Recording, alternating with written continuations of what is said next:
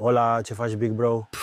Am crezut că ai uitat de bine, băi Iamile. Boss, de ce îmi tot zici Iamil? Pe mine nu mă cheamă așa. Ce mă? Numele tău nu este Iamil Angura? Băi, tăviță, tu glumești? Tu nici măcar nu-mi știi numele? Bă da, cu metre. Eu sunt mai peltic așa și câteodată nu nimeresc literele. Nu știu ce înseamnă asta, dar te cred. Am înțeles că ai meci azi, nu? Ăsta e meci, boss. Azi va fi execuție în direct, cum nu s-a mai văzut niciodată în istorie. Adică o să dai multe goluri? Eu nici măcar nu joc azi. Eu sunt chemat doar la derbiuri și meciuri importante. Serios? Așa de mare vedetă ești la tine în țară? La ce talentos sunt, mă mir că trebuie să mă antrenez. Ce idei bune ai, sensei? O să vorbesc cu agentul meu să bage clauzele astea în următorul contract. Să-i dai și lui băiatul 10 puncte pentru sfaturi. Claro că si.